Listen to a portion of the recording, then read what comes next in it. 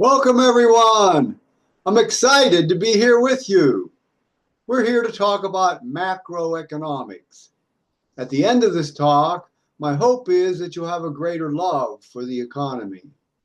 My name is Bruce Kerber. I'm the author and originator of the Divine Economy Models and the Divine Economy Theory.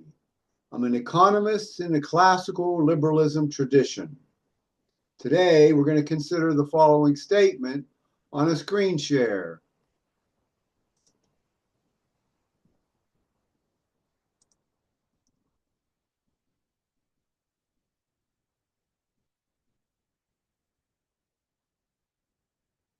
What is meant by spontaneous order is the unhampered market guided by voluntary actions.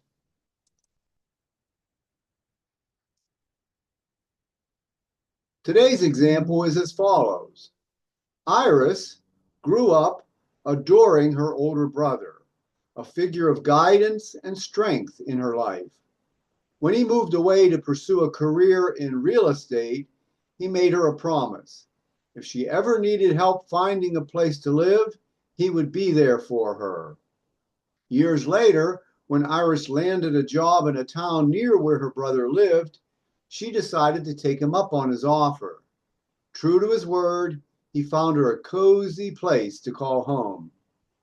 At first, Iris focused on settling in, adjusting to her new surroundings.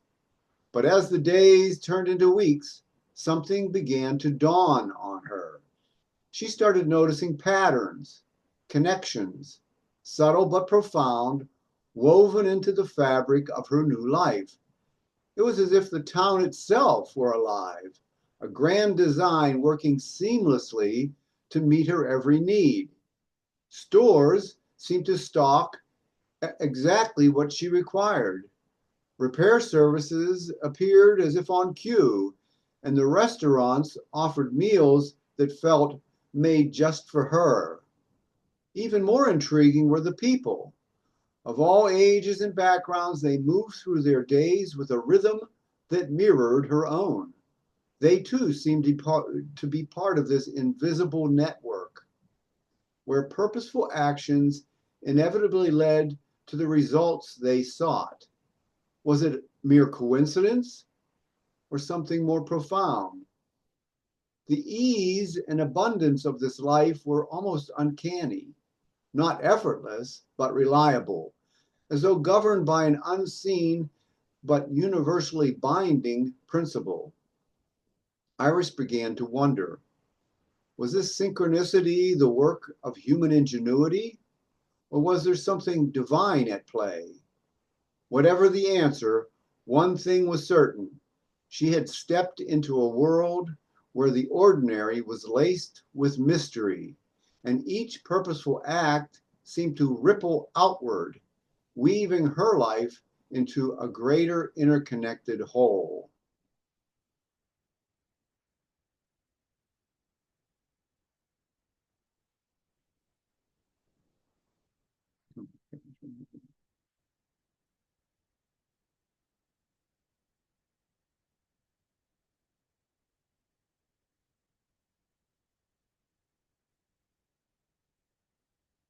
What is meant by spontaneous order is the unhampered market guided by voluntary actions.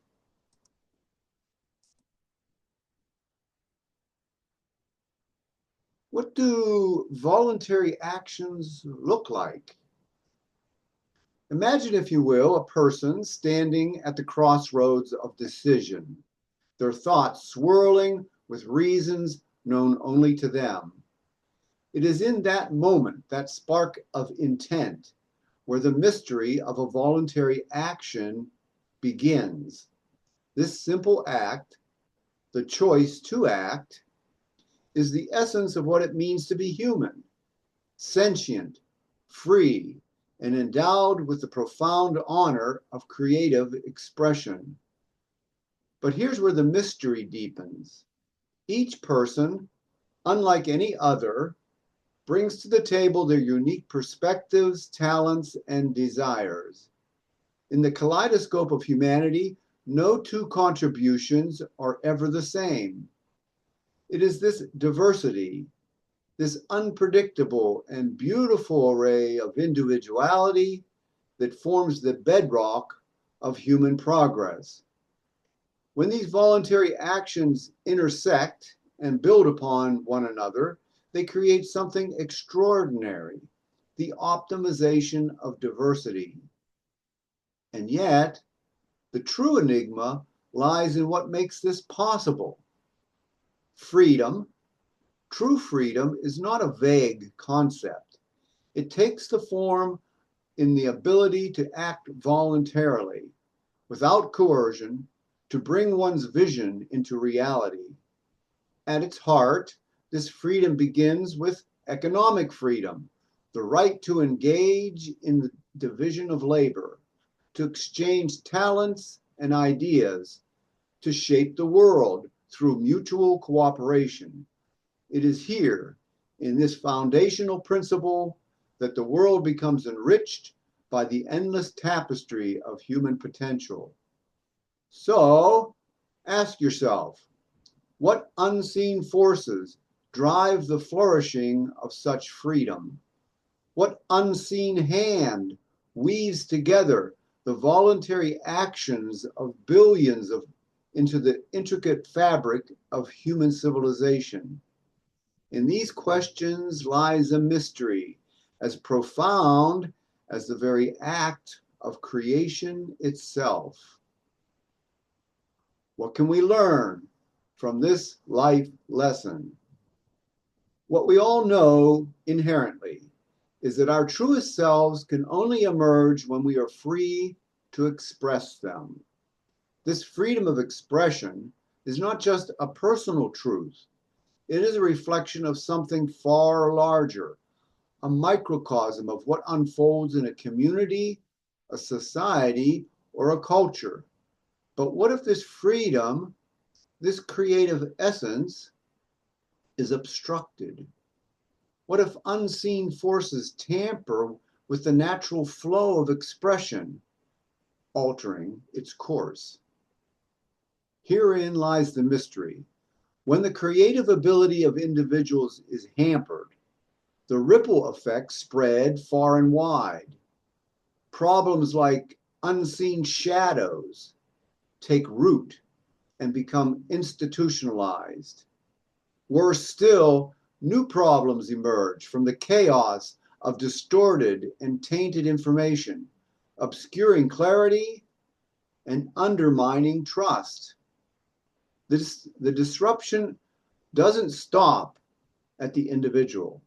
It infects communities and cultures, leaving them stunted and adrift.